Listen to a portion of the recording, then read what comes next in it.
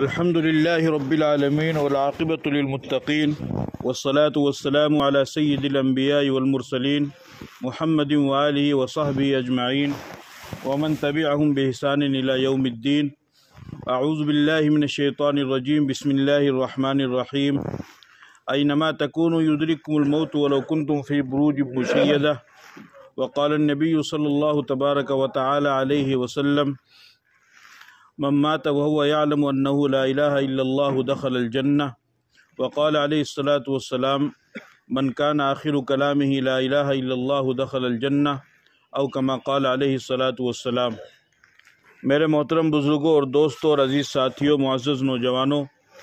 جیسا کہ آپ حضرات کو معلوم ہے کہ ہم سب یہاں پر بھائی عبدالرشید کی والدہ مرحومہ آمنہ خاتون کی دعائے مغفرت، ان کے ایصال ثواب اور ان کی تعزیت کے لیے جمع ہوئے ہیں. مرحومہ آمنہ خاتون کو اللہ رب العزت نے جو زندگی عطا فرمائی، وہ اپنی زندگی کے ان لمحات کو، ان اوقات کو، ان ساعات کو مکمل کر کے وہ دنیا سے رخصت ہو گئی، اور آج وہ ہمارے درمیان نہیں ہے. اور یہ اللہ کا بنایا ہوا نظام ہے کہ اس کائنات کے اندر جو بھی آتا ہے اسے ایک نہ ایک دن یہ دنیا چھوڑ کر کے جانی پڑے گی. ہمیشہ رہنے کے لیے اس کائنات میں کوئی بھی نہیں آیا. قرآن کریم میں اللہ رب العزت فرماتے ہیں: کل من علیہا فان ویبقى وجہ ربک ذو الجلال والاکرام، کہ ہر چیز کو فنا ہے، ہر چیز کو ختم ہونا ہے، ہر چیز پر زوال آئے گا، لیکن صرف اور صرف اللہ کی ذات ایسی ہے کہ جس پر فنا طاری نہیں ہوگا، جس پر زوال نہیں آئے گا، جو ختم نہیں ہوگی. باقی اس کے علاوہ کائنات کے اندر جو بھی چیزیں ہیں، چاہے وہ کتنی ہی طاقتور کیوں نہ ہو، کتنی ہی اعلیٰ کیوں نہ ہو، کتنی ہی عمدہ کیوں نہ ہو، کتنی ہی بڑی کیوں نہ ہو، کتنی ہی مضبوط کیوں نہ ہو، اللہ نے یہ نظام بنایا ہے کہ وہ تمام چیزیں ختم ہو کر کے رہتی ہے. پہلے زمانے میں لوگوں کی عمریں زیادہ ہوا کرتی تھی، ہزار دو ہزار سال تک لوگ زندہ ہوا کرتے تھے، زندہ رہا کرتے تھے. چنانچہ آپ نے سنا ہے کہ حضرت نوح علیہ السلام نے 950 سال تک دعوت و تبلیغ کا کام کیا، اور تقریباً 50-60 سال ویسے ان کی عمر ہوئی. تو اس طریقے سے تقریباً 1000 سال کے قریب ان کی عمر ہوئی. اسی طریقے سے ان کے علاوہ اور بھی ان کے زمانے میں اور بعد کے زمانے میں ہزار سال کی لوگوں کی عمریں ہوا کرتی تھی. اللہ نے ان کو لمبی زندگی عطا فرمائی تھی، لیکن اس کے باوجود بھی 1000 یا 2000 سال گزارنے کے باوجود بھی وہ لوگ ہمیشہ کے لیے دنیا میں نہیں رہے، بلکہ ان کو بھی اپنی عمر اور اپنے اوقات کو پورا کر کے دنیا سے جانا پڑا. چنانچہ اللہ کے برگزیدہ پیغمبر اور اللہ کے رسول، جن کو اللہ تعالیٰ نے توریت عطا فرمائی، حضرت موسیٰ علیہ السلام، بخاری شریف حدیث کی مشہور کتاب ہے، اس میں ان کے بارے میں واقعہ لکھا ہے کہ حضرت موسیٰ علیہ السلام کے پاس جب ملک الموت تشریف لائے تو پھر انہوں نے بات کی اور موسیٰ علیہ السلام کو بتایا، تو انہوں نے ایسا تماچہ رسید کیا کہ اس کی ایک آنکھ خراب ہو گئی، اور اس نے جا کر کے اللہ سے شکایت کی ملک الموت نے کہ باری تعالیٰ، آپ نے ایسے شخص کے پاس میں ہم کو بھیجا ہے کہ جس نے میرا یہ عالم کیا ہے، میرا یہ حال کیا ہے. حضرت موسیٰ علیہ السلام کو اللہ کا یہ پیغام آیا. اللہ پاک نے فرمایا کہ جاؤ موسیٰ کے پاس اور موسیٰ کو جا کر کے پوچھو کہ وہ اگر لمبی زندگی لینا چاہتا ہے، لمبی زندگی جینا چاہتا ہے، تو ہم انہیں لمبی زندگی دینے کے لیے تیار ہیں. تو وہ ایک جانور کے پیٹھ کے اوپر اپنے ہاتھ کو رکھے، ان کے ہاتھ کے نیچے جتنے بھی بال آئیں گے ان تمام بالوں کے برابر ہم ان کو سال اور زندگی دینے کے لیے تیار ہیں. چنانچہ ملک الموت حضرت اللہ رب العزت کا یہ پیغام اور یہ حکم لے کر کے حضرت موسیٰ علیہ السلام کے پاس آئے اور فرمایا کہ اللہ تعالیٰ نے آپ کے نام یہ پیغام بھیجا ہے کہ اگر آپ دنیا میں اور زیادہ جینا چاہتے ہیں، زندہ رہنا چاہتے ہیں، تو آپ ایک جانور کے اوپر اپنے ہاتھ کو رکھے. آپ کے ہاتھ کے نیچے جتنے بھی بال آئیں گے ان تمام بالوں کے برابر اللہ تعالیٰ آپ کو زندگی عطا فرمائے گا. اور آپ حضرات جانتے ہیں کہ جب کوئی انسان کسی جانور کی کمر کے اوپر اپنا ہاتھ رکھے تو اس کے ہاتھ کے نیچے ہزاروں کی تعداد میں بال آئیں گے. اس کا مطلب یہ ہے کہ ہزاروں کی تعداد میں اللہ تعالیٰ ان کو زندگی عطا فرمائے گا. چنانچہ موسیٰ علیہ السلام نے پھر اسرائیل علیہ السلام سے معلوم کیا، فرشتے سے معلوم کیا کہ اتنے بال آ جانے کے بعد پھر جب میں اتنی زندگی گزار لوں گا اس کے بعد میں کیا ہوگا؟ تو ملک الموت نے کہا کہ اللہ کا حکم یہ ہے کہ اس کے بعد پھر آپ کو موت آئے گی. چنانچہ موسیٰ علیہ السلام نے فرمایا کہ اتنی لمبی زندگی گزارنے کے بعد بھی مجھے جانا ہی ہے تو میں پھر ابھی جانے کے لیے تیار ہوں۔ اس واقعے سے یہ معلوم ہوا کہ انسان چاہے ہزاروں ہزار سال کی زندگی کیوں نہ گزار لے، لیکن اسے ایک وقت ایسا آتا ہے کہ وہ وقت چھوڑ کر کے، اس دنیا کو چھوڑ کر کے اسے آخرت کی طرف جانا پڑتا ہے۔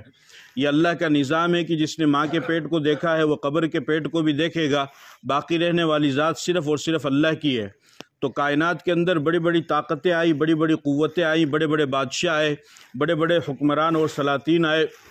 اور بڑی بڑی قومیں آئی جن کو اللہ رب العزت نے بہت طاقت عطا فرمائی تھی، اور ایسی ایسی قومیں گزری ہیں زمانہ ماضی کے اندر۔ قرآن کریم کو جب آپ پڑھیں گے تو معلوم ہوگا آپ کو، آج ہم لوگ چھوٹے سے معمولی سے کام کو کرنے کے لیے ہمیں مشینوں کی ضرورت پڑتی ہے، معمولی سی دیوار کو گرانے کے لیے کرین وغیرہ کی ضرورت پڑتی ہے، لیکن زمانہ ماضی میں ایسی قوم بھی گزری ہے کہ اللہ رب العزت نے ان کو ایسی طاقت اور قوت عطا فرمائی تھی کہ وہ قومیں اپنے ہاتھوں سے پہاڑوں کو تراشتی، اور پہاڑوں کو تراش کر کے اپنے ہاتھوں سے ہی اس میں مکان بنا لیا کرتی تھی۔ کما اہلکنا قبلہم من قرن ہم اشد منہم بطشا فنقبوا فی البلاد۔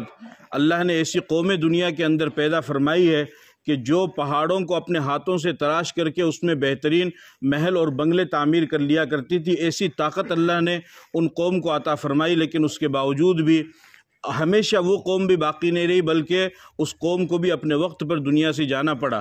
فرعون کو اللہ رب العزت نے بادشاہت اور حکومت عطا فرمائی، اور بہت بڑی طاقت اور بہت بڑی دولت اور حکومت سے اللہ نے اس کو نوازا، اور اس قدر اتنی بڑی حکومت اور طاقت اس کو عطا فرمائی کہ وہ اپنے آپ کو خدا تصور کرنے لگا، اور وہ اپنے آپ کو خدا سمجھنے لگا، اور بنی اسرائیل پر ہر طرح کا ظلم، جس طرح کا ظلم بھی وہ کر سکتا تھا اس نے ظلم کرنا شروع کر دیا۔ ایک بات آپ ہمیشہ یاد رکھیے کہ اللہ پاک انسان کو حکومت دیتے ہیں، طاقت دیتے ہیں، دولت دیتے ہیں، اسے اقتدار دیتے ہیں، اور حکومت کا مطلب صرف یہ نہیں کہ پورے ملک کا انسان سربراہ بن جائے یا پورے دیش کا بادشاہ بن جائے، یہ مراد نہیں ہے۔ مطلب یہ ہے کہ آپ 5 بھائی ہیں، 5 بھائی میں سے آپ بڑے ہیں، آپ کے پاس طاقت زیادہ ہے، آپ کے پاس دولت زیادہ ہے، آپ اس کی بنیاد پر اپنے چھوٹے بھائی کے اوپر ظلم کرتے ہیں، اس طاقت اور دولت کی بنیاد پر آپ اپنے چھوٹے بھائی کی زمین کے اوپر قبضہ کرتے ہیں، اس طاقت اور دولت کی بنیاد پر آپ اپنے بھائی کے سامان کو کھاتے ہیں، اس طاقت اور دولت کی بنیاد پر آپ اپنے بھائی کو دباتے ہیں،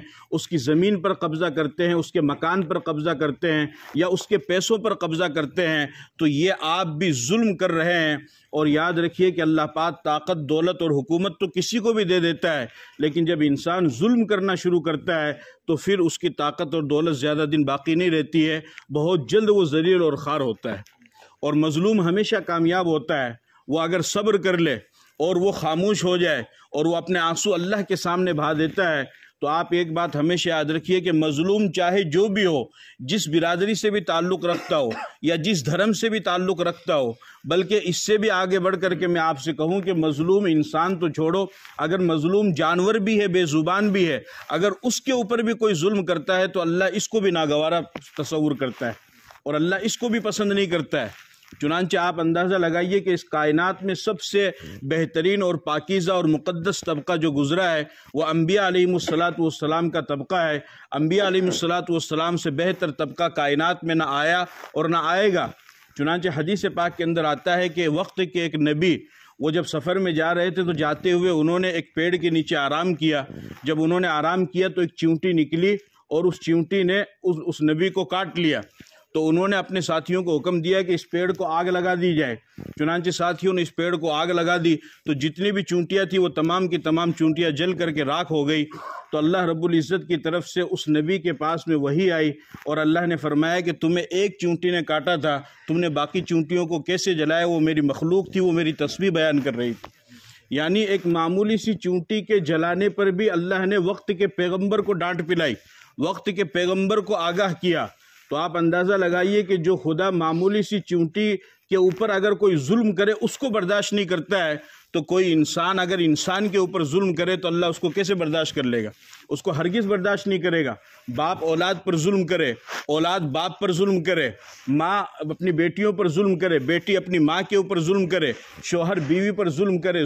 بیوی شوہر کے اوپر ظلم کرے، مسجد کا صدر، مسجد کا ذمہ دار امام پر ظلم کرے، امام مسجد والوں پر ظلم کرے، یا کوئی بھی کسی بھی طریقے سے ظلم کرے، یاد رکھو چاہے وہ کسی بھی دھرم سے تعلق رکھتا ہو، کسی بھی مذہب سے تعلق رکھتا ہو، کتنا ہی عبادت گزار کیوں نہ ہو، کتنا ہی تہجد گزار کیوں نہ ہو، کتنی ہی رات کو وہ تسبیح کیوں نہ پھیرتا ہو، کتنی ہی وہ نفلیں کیوں نہ پڑھتا ہو، کتنے ہی وہ نفل روزے کیوں نہ رکھتا ہو، اگر آپ ظلم کر رہے ہیں تو آپ اللہ کی نظر میں پسندیدہ نہیں ہیں۔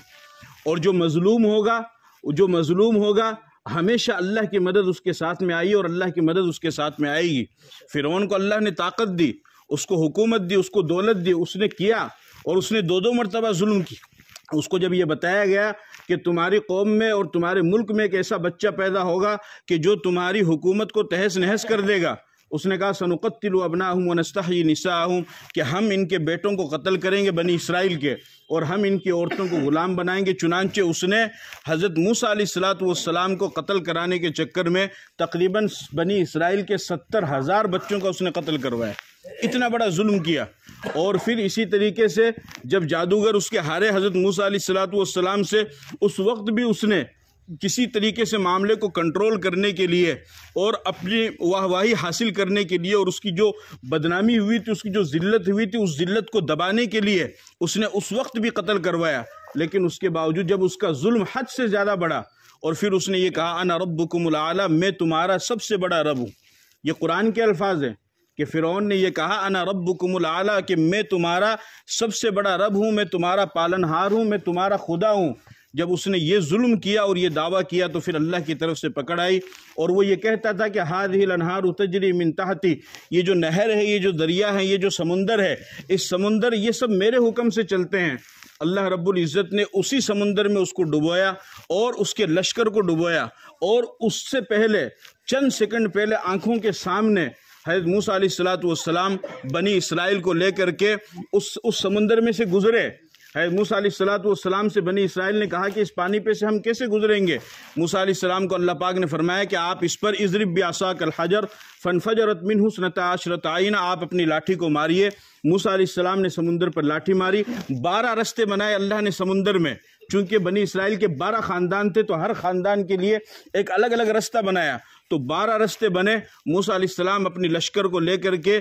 اس 12 راستے میں سے گزرے۔ جیسے ہی موسیٰ علیہ السلام کا لشکر گزرا، پیچھے سے فرعون کا لشکر آیا۔ فرعون نے کہا تم دیکھتے کیا ہو، ان کو مارنا ہے، ان کو قتل کرنا ہے، یہ لشکر تو سمندر پار کر کے آگے نکل رہا ہے، تم بھی اپنے گھوڑے اسی کے اندر ڈال دو اور تم بھی اسی رستے سے نکل جاؤ۔ جیسے ہی فرعون کا پورا لشکر بیچ سمندر میں پہنچا، اللہ کا حکم آیا فاتبعہم فرعون بجنودہ فغشیہم من الیم ما غشیہم، اللہ رب العزت نے پورے لشکر کو اسی سمندر کے اندر ڈبو دیا۔ اس لیے اصل چیز جو ہے وہ اللہ کی تاثیر ہے، وہ اللہ کی طاقت ہے، وہ اللہ کا حکم ہے کہ ابھی چند منٹ پہلے اللہ نے ایک لشکر کو اسی رستے سے گزارا اور تھوڑی ہی دیر کے بعد دوسرے لشکر کو اسی پانی کے اندر اللہ نے ڈبو کر کے رکھ دیا۔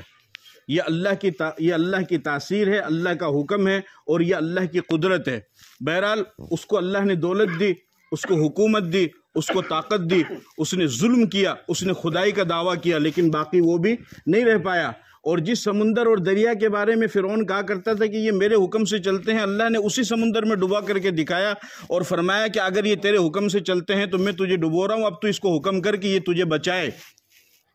لیکن چاہے دریا ہو، سمندر ہو، زمین ہو، آسمان ہو، چاند ہو، سورج ہو، انسان ہو، جنات ہو، فرشتے ہو، تمام چیزوں پر وَهُوَ عَلَى كُلِّ شَيْءٍ قَدِيرٌ، صرف اور صرف کس کا حکم چلتا ہے؟ اللہ کا حکم چلتا ہے، اللہ کے علاوہ کسی کا بھی حکم نہیں چلتا ہے۔ تو کائنات کے اندر بڑی بڑی طاقتیں آئی، بڑی بڑی قوتیں آئی اور بڑی بڑی قومیں آئی، لیکن باقی ہمیشہ کے لیے کوئی بھی نہیں رہا، اس لیے کہ نظام اللہ کا یہ ہے کہ باقی ہمیشہ کے لیے کوئی نہیں رہے گا، چاہے وہ اچھے ہوں یا برے ہوں، چاہے وہ انبیاء ہوں، چاہے وہ اولیاء ہوں، چاہے وہ صالحین ہوں، چاہے وہ نیک ہوں، چاہے وہ کیسے بھی ہوں، چاہے وہ طاقتور ہوں، چاہے وہ کمزور ہوں، وہ کیسے بھی ہو، باقی کوئی بھی نہیں رہے گا۔ انسان اگر کسی کا قتل کرتا ہے، قتل کرنے والا یہ سمجھتا ہے کہ میں نے اس کی زندگی کو ختم کر دیا ہے، تو ایسا بالکل بھی نہیں ہے۔ آپ مجھے بتاؤ، حضرت حسین رضی اللہ تعالیٰ عنہ کو کربلا کے میدان میں شہید کر دیا گیا، حضرت حسین رضی اللہ تعالیٰ عنہ ختم ہو گئے تو کیا یزید باقی رہ گیا؟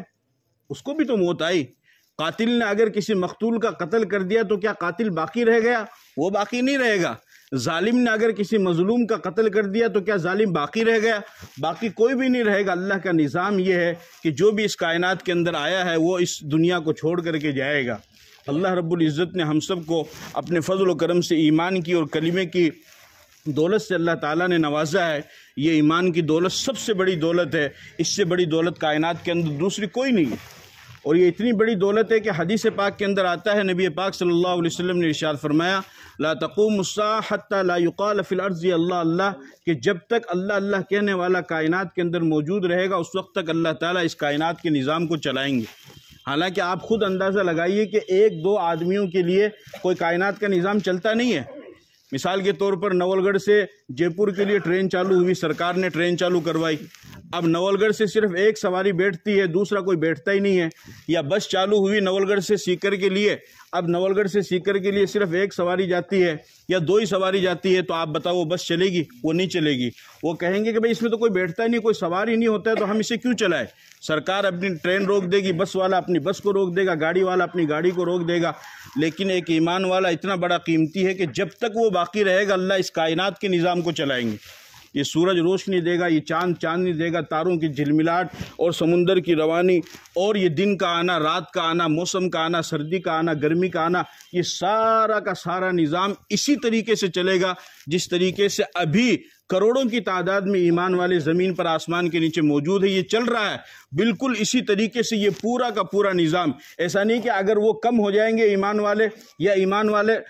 والے بہت تھوڑی مقدار میں ہو جائیں گے اللہ سورج کو آدھا کر دے گا یا چاند کو آدھا کر دے گا، یا دن رات کی جو 24 گھنٹے ہیں وہ گھٹ کر کے 16 گھنٹے، ایسا کچھ نہیں ہے۔ جس طریقے سے آج کروڑوں کی تعداد میں ایمان والے موجود ہیں اور یہ اللہ کا سارا نظام چل رہا ہے، اسی طریقے سے جب تک ایک ایمان والا رہے گا اس وقت تک اللہ کا یہ سارا نظام چلے گا۔ آپ اندازہ لگائیے کہ ایک ایمان والا کتنا قیمتی ہے، اور اس سے بڑی دولت کیا اللہ کی نظر میں کوئی دوسری ہو سکتی ہے؟ ہرگز نہیں ہو سکتی ہے۔ تو ہمارا یہ فرض بنتا ہے کہ ہم اللہ رب العزت نے جو ایمان ہمیں عطا فرمایا ہے اس ایمان کو ہم بچا کر کے ساتھ میں لے کر کے جانے والے بنے۔ جب اس کو بچا کر کے آپ لے جائیں گے تو پھر اس کا بہت بڑا فائدہ آپ کو حاصل ہوگا۔ حدیث پاک کے اندر آتا ہے، نبی پاک صلی اللہ علیہ وسلم نے فرمایا من کان آخر کلامہ لا الہ الا اللہ دخل الجنہ، کہ جس شخص کا آخری کلام یعنی اس کی آخری بات، اس کی دنیا کی زندگی کی سب سے آخری بات کلمہ لا الہ الا اللہ ہوگی تو وہ انسان جنت میں داخل ہوگا، جو بھی ہو اس کی آخری بات۔ اس لیے علماء کرام فرماتے ہیں کہ طریقہ یہی ہے کہ جو آپ بھی یاد رکھو کہ جب کسی انسان کی موت کا وقت قریب آ جائے تو اس کے پاس بیٹھنے والے جو لوگ ہیں، ڈاکٹر جواب دے دے، حکیم جواب دے دے اور نا امیدی ہو جائے اور بچنے کی کوئی امید نہ ہو، اور موت کے آثار جو انسان کے اوپر ظاہر ہوتے ہیں وہ ظاہر ہونے لگ جائے۔ مثال کے طور پر وہ مریض زور زور سے سانس لینے لگ جائے، ہاتھ پاؤں اس کے ٹھنڈے پڑ جائے، یا وہ سخت ہو جائے، یہ ساری ایسی، یا آنکھ ٹیڑھی ہو جائے، یہ ایسی علامتیں ہیں کہ اب اس کے بچنے کی امید کم ہے۔ تو علماء کرام فرماتے ہیں کہ جو وہاں پر موجود ہے ان کو چاہیے کہ وہ کلمے کی تلقین کرے۔ تلقین کا مطلب یہ ہوتا ہے کہ خود کلمہ پڑھنا شروع کرے، یہ نہیں کہ اس کو پڑھنے کے لیے کہے، اس کو پڑھنے کے لیے نہ کہے، اس کو پڑھنے کے لیے کہنا تو ٹھیک نہیں ہے، اس لیے کہ اس کے اوپر جو حالات طاری ہوئے ہیں، اس کے اوپر جو سختی آئی ہے اور وہ جس پریشانی کے اندر ہے آپ اس کا اندازہ ہی نہیں لگا سکتے ہیں، کیونکہ اب وہ اس دنیا سے دوسری دنیا کی طرف جانے والا ہے، وہ نیا مہمان ہے، وہ نیا آدمی ہے، اور دوسری دنیا اس نے کبھی دیکھی نہیں، وہ پہلی مرتبہ جا رہا ہے، اور پھر اس کے اوپر حالات آئے ہوئے ہیں، وہ فرشتوں کو اپنی آنکھوں سے دیکھ رہا ہے، وہ شیطان مردود اس کو گمراہ کرنے کے لیے آیا ہوا تو وہ اس کو بھی اپنی آنکھوں سے دیکھ رہا ہے، تو وہ بہت ہی پریشانی کے اندر اور گھٹن کے اندر وہ ہے۔ تو آپ کو پڑھنے کے لیے کہنا نہیں ہے، آپ کا فرض یہ ہے کہ آپ وہاں پر بیٹھ کر کے آہستہ آہستہ کلمے کی تلقین کرو، لا الہ الا اللہ، لا الہ الا اللہ، لا الہ الا اللہ، اس طریقے سے آہستہ آہستہ پڑھتے رہیں۔ جب وہ ایک دفعہ اس کلمے کو پڑھ لے پھر آپ خاموش ہو جائے، اس لیے کہ ہمارا مقصد جو تھا وہ مقصد حاصل ہو گیا۔ ہمارا مقصد کیا تھا کہ اس کی آخری بات کیا ہو؟ کلمہ لا الہ الا اللہ، وہ اس نے کر لی ہے، لیکن اس کلمے کو پڑھنے کے بعد اگر وہ مرنے والا انسان وہ کوئی دوسری بات کر لے، وہ کہ مال بیٹا کڑا ہے، مال بھائی سے ملاؤ، میری عورت سے ملاؤ، میں نے میری ماں سے ملاؤ، مالا باپ کڑا ہے، میں بن دیکھنا چاہوں، میں میرے پوتن دیکھنا چاہوں، اگر وہ دنیا کی کوئی بات کر لے تو اب اس کے بعد میں چونکہ اس کی آخری بات وہ کلمہ نہیں رہی نا، اس نے تو دوسری بات کر لی. تو اب آپ دوبارہ کلمے کی تلقین کرو، لا الہ الا اللہ، لا الہ الا اللہ، لا الہ الا اللہ، آہستہ آہستہ آواز میں پڑھتے رہو. اور اگر ہو سکے تو وہاں پر سورہ یاسین پڑھو. حدیث پاک کے اندر آتا ہے، آپ علیہ الصلوۃ والسلام نے فرمایا کہ مرنے کے قریب انسان کے پاس بیٹھ کر کے سورہ یاسین پڑھو، اس سے روح نکلنے میں آسانی ہوتی ہے. تو جو پڑھا ہوا سورہ یاسین، وہ سورہ یاسین کی تلاوت کرے. جب وہ کلمہ پڑھ لے ایک مرتبہ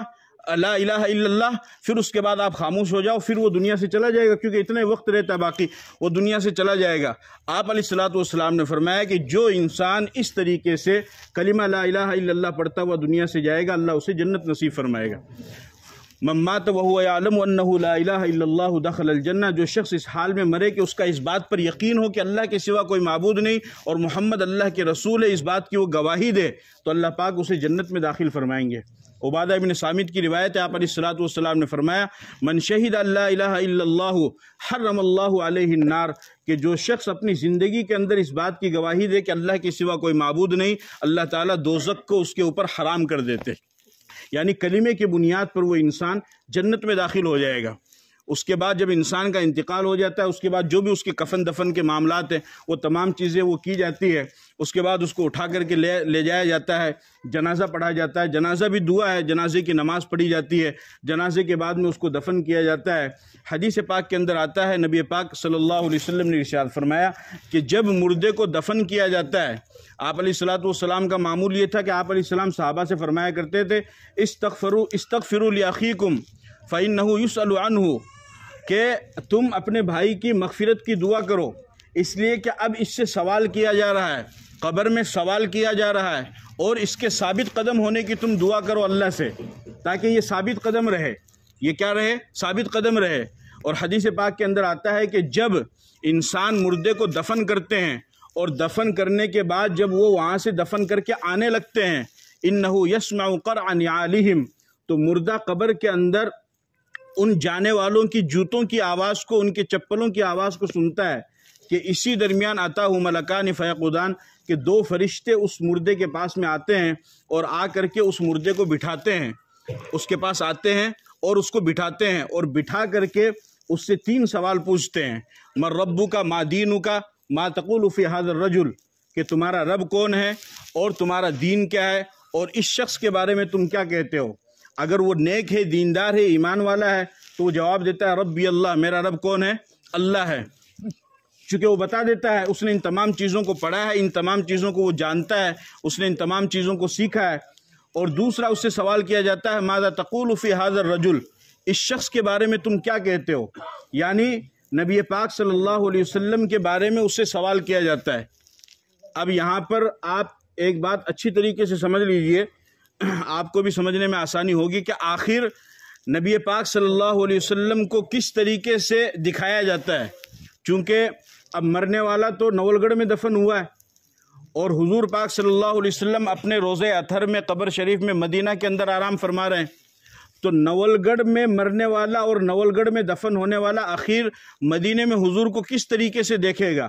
اس کے کئی جوابات علماء نے دیے ہیں. ایک جواب تو علماء کرام یہ فرماتے ہیں کہ تمام پردوں کو حائل کر دیا جاتا ہے، تمام پردوں کو ہٹا دیا جاتا ہے، ان تمام پردوں کو ہٹا دیا جاتا ہے، اور انسان کو اللہ کے نبی صلی اللہ علیہ وسلم کا چہرہ نظر آتا ہے، اور وہ دیکھ کر کے سمجھ جاتا ہے، اور وہ دیکھ کر کے بتا دیتا ہے کہ یہ محمد اللہ کے رسول ہے. دوسرا جواب علماء کرام نے یہ دیا، چونکہ ہر انسان کو معلوم ہے، ابھی جیسے میں آپ کو بتا رہا ہوں تو آپ بھی سن رہے ہیں، اور میں آپ کو بتا رہا ہوں تو آپ کو بھی معلوم ہے کہ قبر میں جس شخص کے بارے میں سوال کیا جائے گا وہ کوئی دوسرا شخص نہیں ہوگا بلکہ ہمارے نبی پاک صلی اللہ علیہ وسلم ہوں گے. تو پھر وہ مومن ان کو جواب دیتا ہے کہ یہ محمد صلی اللہ علیہ وسلم ہے جن کو اللہ نے رسول بنا کر کے بھیجا. اور تیسرا سوال پھر اس سے کیا جاتا ہے کہ تمہارا دین کیا ہے، تو وہ کہتے ہیں دین یہ الاسلام، کہ میرا دین اسلام ہے. اب آج کے زمانے میں ہمارے سماج میں جو ایک برائی چل رہی ہے، اور ہمارے معاشرے کا ایک بہت بڑا المیہ یہ ہے کہ ہمارے نوجوانوں میں اور بزرگوں میں بھی اور عورتوں میں بھی خاص طور پر یہ بات پھیلی ہوئی ہے کہ بس یہ 3 سوال یاد کر لو، ایک کا جواب یاد کر لو، بعد میں کام بن جاؤ گا. کہ بولے تیرا رب کون ہے، وہ تو مانے میرا اللہ ہے. دین کے بولے اسلام ہے، اور نبی کون بولے محمد صاحب ہے، بولے یہ تو مانے میرا بتا دیں گے. ایسا نہیں ہوگا. جب کوئی انسان کسی پولیس والے کے سامنے کھڑا ہوتا ہے نا جرم کر کے، تو اس کا پیشاب نکل جاتا ہے، پولیس والے سے بات بھی نہیں کر پاتا ہے. اور اگر انسپیکٹر آ جائے اور ایس پی آ جائے اور سی او آ جائے اور اس سے بڑا اگر آ جائے تو اتنا ہی زیادہ انسان کی ٹانگیں کانپنے لگ جاتی ہے، وہ اس سے بات نہیں کر سکتا اس لیے کہ اس نے جرم کیا ہے۔ آپ اندازہ لگائیے کہ اس قبر کی کوٹھڑی میں اگر ہم نیک اعمال کر کے نہیں جائیں گے تو ہم ان فرشتوں کا جواب کیسے دیں گے؟ اور ایسا نہیں کہ وہ فرشتے میک اپ کر کے اور خوبصورت بال وال کر کے اور عطر وطر مار کے اور مولوی صاحب کی طرح جو ہے جیکٹ واکٹ پہن کے آئیں گے، ایسا نہیں ہے۔ ان کی تو کیفیت ہی اور ہوگی، ان کے بال بکھرے ہوئے ہوں گے، گرجدار آواز ان کی ہوگی، اور چیختے چنگھاڑتے ہوئے آنا۔ منکر نکیر یعنی اجنبی، اوپرا، منکر نکیر کے معنی ہوتے ہیں اوپرا، اجنبی، جانتے نہیں ہیں، اور ایسا ہتھوڑا ان کے ہاتھ میں ہوگا کہ اگر وہ ایک مرتبہ کسی انسان کے اوپر مار دے تو 7 گز زمین کے اندر وہ انسان چلا جائے گا،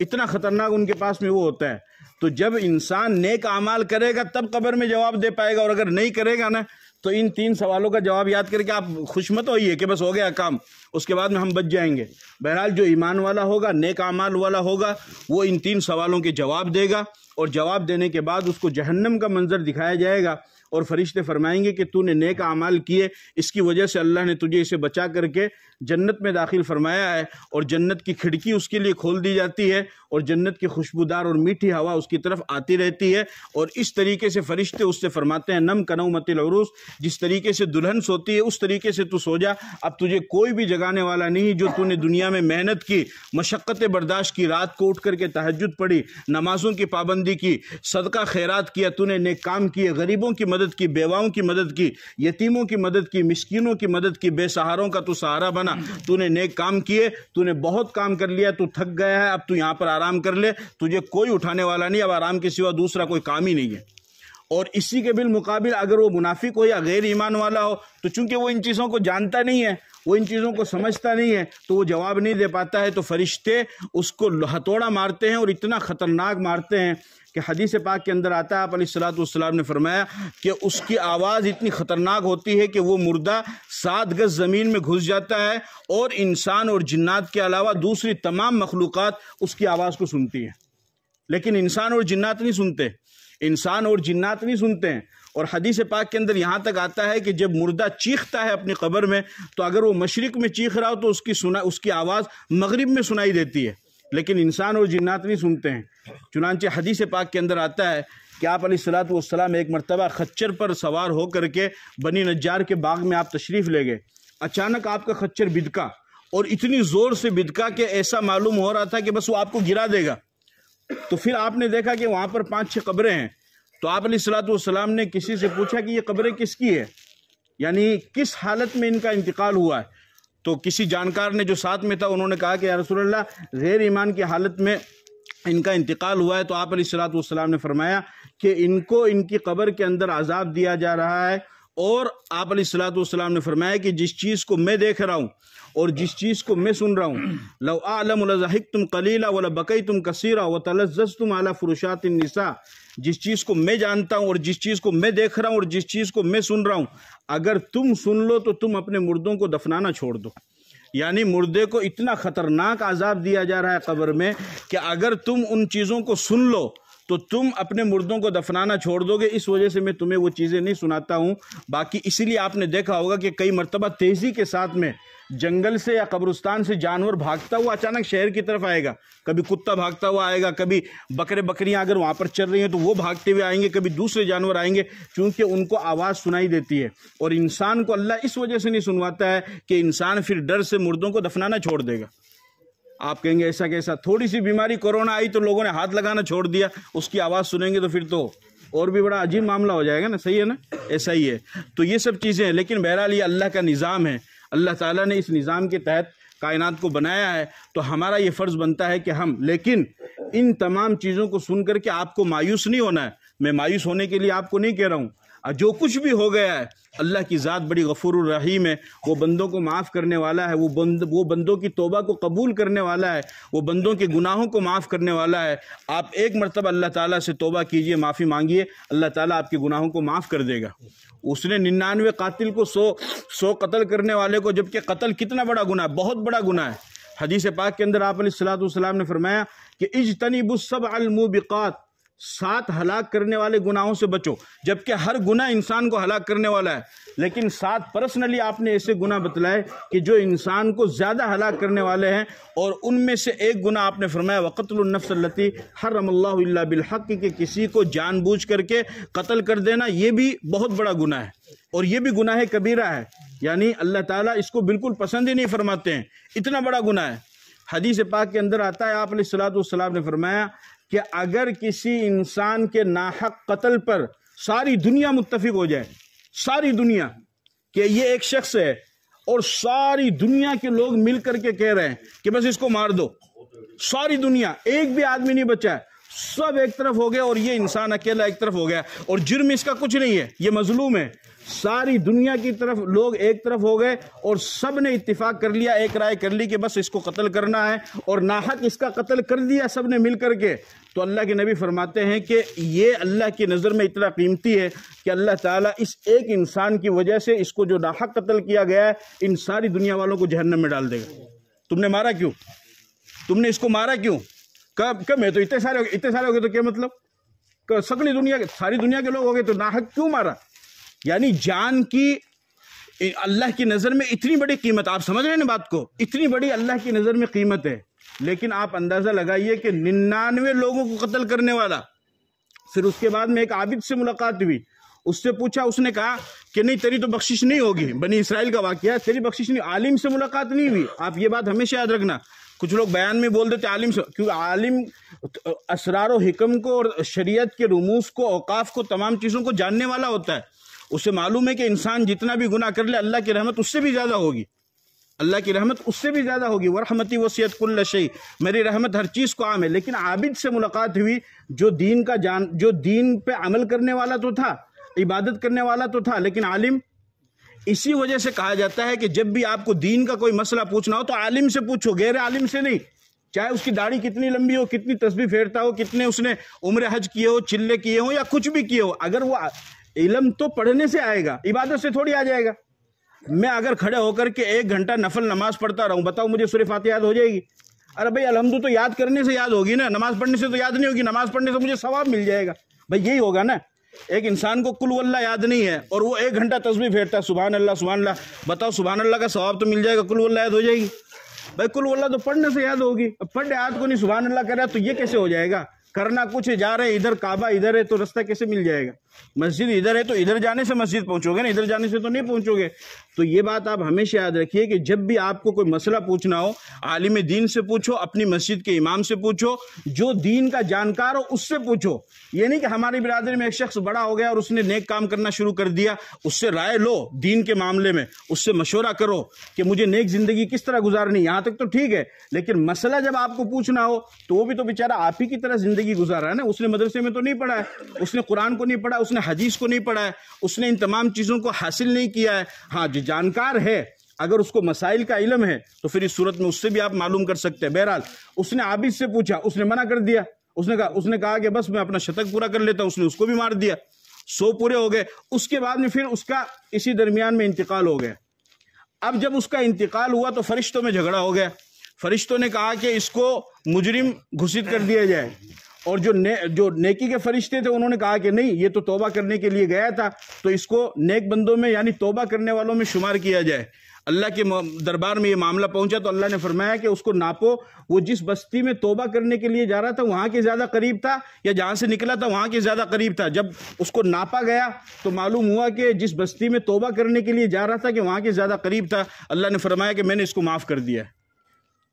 تو اتنے بڑے گنہگار کو معاف کرنے والا، تو اللہ تعالیٰ اپنے بندوں کو معاف کرنے والا ہے۔ ہمارا یہ فرض بنتا ہے کہ ہم اپنے گناہوں سے اللہ تعالیٰ سے معافی مانگے اور نیک زندگی گزارنے کی، جب آپ نیکی کے ساتھ زندگی گزاریں گے تو انشاءاللہ موت بھی کلمے والی آئے گی، موت ایمان والی آئے گی، موت اسلام والی آئے گی، خاتمہ بالخیر آپ کا ہوگا۔ اور اگر غفلت کے اندر زندگی گزاریں گے تو پھر اس صورت میں یہ تمام چیزیں ذرا مشکل سی ہو جاتی ہے، تو ہمیں اس چیز کے اوپر غور و فکر کرنا ہے۔ دوسری بات جو مجھے عرض کرنی ہے وہ یہ ہے کہ انسان کے مرنے کے بعد اس کے عمل کا سلسلہ وہ ختم ہو جاتا ہے۔ اذا مات الانسان انقطع عنه عمله عن 3 عن صدقة جاریہ او علم ينتفع به او ولد صالح يدعو له۔ انسان مرا، اس کے عمل کا سلسلہ ختم، اب نہ وہ اچھائی کر سکتا ہے اور نہ وہ برائی کر سکتا ہے، کچھ بھی نہیں کر سکتا ہے۔ لیکن شریعت نے ہمیں یہ موقع دیا ہے، اور یہ یوں سمجھ لیجیے ایک طرح سے آفر ہمیں شریعت نے دیا ہے کہ اگر اس انسان کے مرنے کے بعد اس کے اہل خانہ، اس کے رشتہ دار، اس کے گھر والے اگر اس کے ایصال ثواب کے لیے کچھ کرے تو اللہ تعالیٰ اس کا مکمل ثواب اس کو پہنچاتے ہیں۔ جیسے مرنے والا مر گیا، اب اس کے بعد میں گھر والوں نے اس کے لیے قرآن کی تلاوت کی، یا تسبیحات پڑھی، یا ذکر کیا، یا اس کے گھر والوں نے صدقہ خیرات کی، یا مدرسے میں تعاون کیا، یا مدرسے کے بچے کو حافظ قرآن بنایا، اس کا خرچہ برداشت کیا، یا کسی بھی طریقے سے کہیں پر بھی نیک کام میں اپنے مرحوم کی طرف سے اس نے حصہ لیا، تو اللہ رب العزت اس کا ثواب اس مرحوم کو پہنچاتے ہیں۔ اور آپ ایک بات یہ بھی یاد رکھیے کہ حدیث پاک کے اندر آتا ہے، آپ علیہ الصلوۃ والسلام نے فرمایا کہ جس طریقے سے آپ انتظار کرتے ہیں، مرحوم مرنے والا قبر میں ایصال وہ ثواب کا انتظار کرتا ہے۔ جس طریقے سے آپ کا بیٹا اگر کوئی باہر رہتا ہے تو 1 تاریخ ہونے کے بعد، 2 تاریخ ہونے کے بعد، 5 تاریخ ہونے کے بعد آپ بھی انتظار کرتے ہیں نا۔ اگر 5 تاریخ تک وہ پیمنٹ بھیج دے تو اچھی بات ہے، اور اگر وہ پیسے نہیں بھیجتا ہے تو پھر فون کیا جاتا ہے کہ بھائی کے بات بل آئیڈا اور یہ ہوئیڈا اور وہ ہوئیڈا ہے تو کسے بھیجا گو نہیں، کفیل ملیا کو نہیں کیا ہوتا نا ایسا۔ اسی طریقے سے مرنے والا بھی ثواب کا انتظار کرتا ہے، سمجھ گئے نا آپ۔ اور جب اس کو ثواب، جب کوئی پیچھے اہل خانہ رشتہ دار ثواب پہنچاتے ہیں تو پھر وہ خوش بھی ہوتا ہے اس سے، تو اللہ تعالیٰ اس کو ثواب پہنچاتے ہیں۔ صدقہ جاریہ یعنی ایسا کام اپنی زندگی کے اندر آپ کر کے جائیں کہ آپ کے مرنے کے بعد بھی وہ چیز چالو رہے۔ دوسرا آپ نے فرمایا او علم ينتفع به، یعنی ایسا علم چھوڑ کر کے جائے کہ جس سے لوگوں کو نفع ہو، تو لوگ جب اس علم کو حاصل کریں گے تو اس کا ثواب بھی آپ کو پہنچتا رہے گا۔ تیسرا آپ نے فرمایا ولد صالح يدعو له، کہ انسان ایسی نیک اولاد چھوڑ کر کے جائے کہ جو نیک اولاد مرنے کے بعد ان کے لیے دعائے مغفرت کرے تو اللہ تعالیٰ اس کا ثواب بھی ان کو عطا فرماتے ہیں۔ جسمانی اولاد بھی ہوتی ہے اور روحانی اولاد بھی ہوتی ہے، تو اس طریقے سے اللہ تعالیٰ ثواب اس کو عطا فرماتے ہیں۔ حدیث پاک کے اندر آتا ہے، آپ علیہ الصلوۃ والسلام نے ارشاد فرمایا کہ جنت میں ایک شخص کا مقام اچانک بڑھا دیا جاتا ہے۔ ایک شخص کا جو مقام تھا، اس کا جو درجہ تھا، اس کا جو مرتبہ تھا، اچانک اس کا درجہ بڑھا دیا جاتا ہے۔ تو وہ شخص اللہ تعالیٰ سے سوال کرتا ہے کہ اللہ میں نے تو کوئی عمل کیا ہی نہیں، میں تو یہاں جنت میں ہوں، دوزخ میں نہیں، میں تو یہاں جنت میں ہوں، لیکن یہ میرا مقام کیوں بڑھا دیا گیا؟ جیسے VIP درجہ ہوتا ہے نا، اس طریقے سے اس کا مقام بڑھا دیا جاتا ہے۔ تو وہ سوال کرتا ہے کہ یہ کیسے ہو گیا؟ اللہ پاک فرماتے ہیں کہ تیری اولاد نے تیری مغفرت کی دعا کی ہے، اس کی وجہ سے تیرا یہ مقام بڑھا دیا گیا ہے۔